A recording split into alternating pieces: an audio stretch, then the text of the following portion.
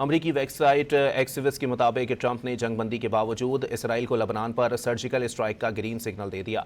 Report में कहा गया है कि ट्रंप ने इस हफ्ते हर रोज़ नेतन्याहू से बात की। वेबसाइट के मुताबिक सहूनी हुकूमत ने बताया कि नेतन्याहू ने अपनी बातचीत के दौरान ट्रंप से कहा है कि उन्हें हिजबुल्लाह के हमलों पर इसराइली रद्दअमल में इजाफा करना पड़ेगा। एक्सिविस के मुताबिक ट्रंप ने नेतन्याहू से कहा कि उसे ये काम एहतियात से करना होगा जिसमें इमारतें ना गिराई जाएं। ऐसा करने से इसराइल बुरा लगेगा। अमरीकी वेबसाइट एक्सिविस के मुताबिक ट्रंप ने जंगबंदी के बावजूद इसराइल को लबनान पर सर्जिकल स्ट्राइक का ग्रीन सिग्नल दे दिया। रिपोर्ट में कहा गया है कि ट्रंप ने इस हफ्ते हर रोज़ नेतन्याहू से बात की। वेबसाइट के मुताबिक सहूनी हुकूमत ने बताया कि नेतन्याहू ने अपनी बातचीत के दौरान ट्रंप से कहा है कि उन्हें हिजबुल्लाह के हमलों पर इसराइली रद्दअमल में इजाफा करना पड़ेगा।